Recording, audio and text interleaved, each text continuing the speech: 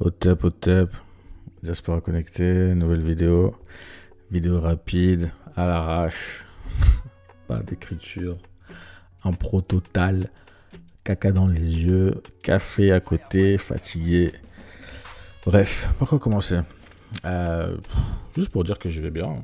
Beaucoup de gens me disent ouais, Diaspora, ça fait longtemps qu'on ne te voit pas, on te voit moins dans les lives, dans les commentaires, qu'est-ce que tu fais? Frère, je sais pas si tu es au courant, mais en fait, je travaille beaucoup, tu vois. Je travaille à mon compte, donc si je travaille pas d'argent qui rentre. Et je suis dans l'e-commerce, pour ceux qui savent. Et dans le milieu de l'e-commerce, on est dans cette période qu'on appelle le Q4, c'est-à-dire le quatrième trimestre de l'année.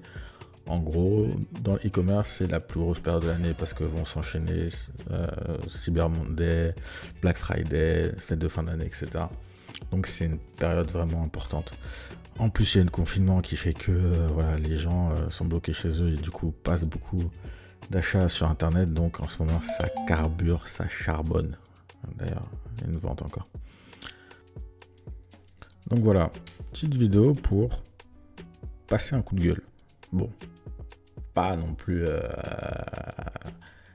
cracher sur les gens, mais quand même, il y a des petites choses que bon, je trouve bizarres, embêtantes, et dont j'aimerais partager avec vous mes pensées. Bref.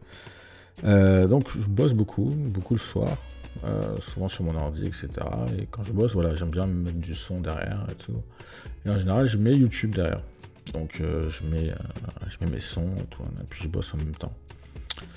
Donc YouTube tourne en automatique, et des fois, donc, vu que YouTube est basé sur les chaînes que je fréquente le plus souvent, des fois, dès qu'un son est fini, bah, je tombe sur une vidéo d'un youtubeur ou d'une youtubeuse que je suis régulièrement, et souvent, je tombe sur des lives. Donc ce sont des lives où on discute un peu de tout et de rien, de sujets existentiels comme de sujets un peu plus légers. Donc voilà, ça mêle conscientisation et divertissement. Donc c'est très cool. Et il y a une chose qui me surprend,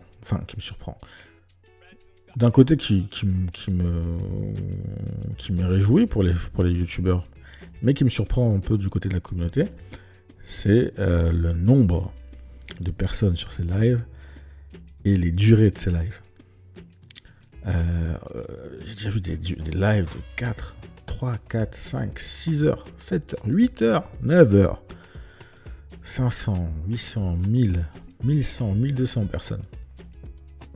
Qu'est-ce que ça dit?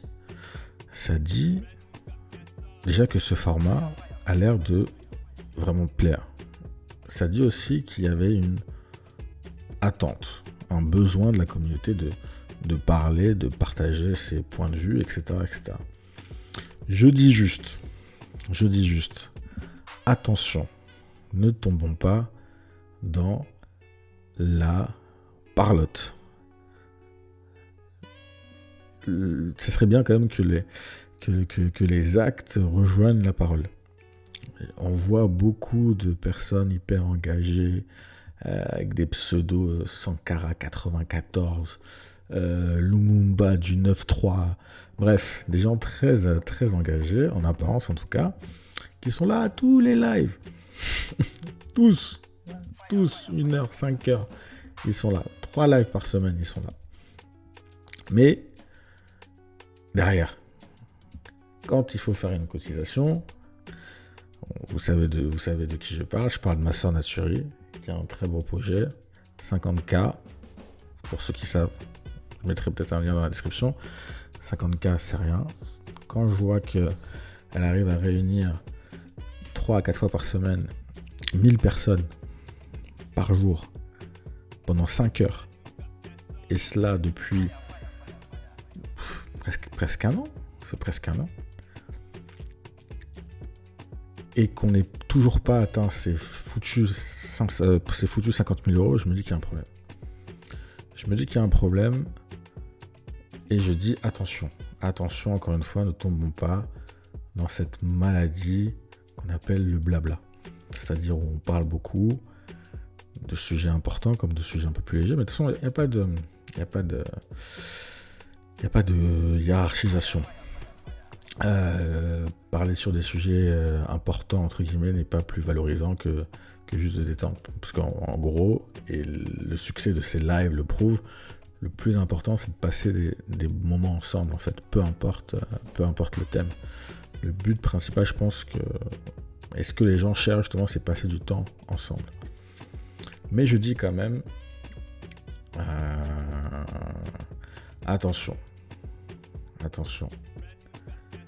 On parle beaucoup, on se rejoint, mais on est en retard, tu vois. Est-ce qu'il faudrait pas pousser un peu, un petit coup d'accélérateur quand même sur les actions qu'on fait. Après bon, je comprends, en ce moment c'est les confinements, donc on peut pas se réunir, on peut pas ceci, on peut pas ça.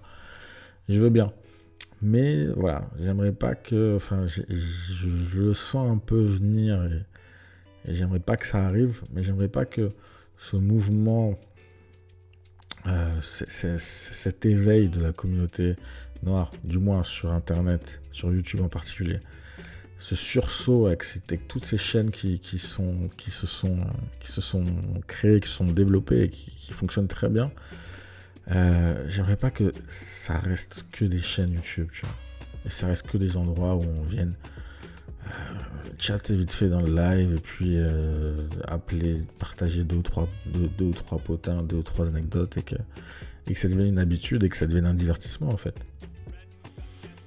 Voilà, c'est ma crainte. Donc voilà, je sais pas ce que vous en pensez. Est-ce que c'est une bonne idée? Est-ce que c'est une mauvaise idée? Bon, je pense pas que ce soit une mauvaise idée. Je pense que c'est une bonne idée. Si ça fonctionne, c'est qu'il y a un avant, c'est qu'il y a des bienfaits derrière, c'est que ça fait plaisir aux gens, c'est que ça plaît aux gens. Mais la question que je me pose, c'est après. Qu'est-ce qui se passe après? Qu'est-ce qui se passe à côté? Comment concrétiser, comment capitaliser sur tout cet engouement? Comment transformer cet engouement virtuel en engouement réel, quoi? Donc voilà, c'était ma petite pensée du soir. Voilà, j'étais en train de bosser, je pensais à ça, je me suis dit tiens, faire une petite vidéo rapide, je vais la balancer, histoire de... Et voilà, donc voilà, dis-moi ce que t'en penses, et puis on en discute dans les commentaires. Allez, ciao.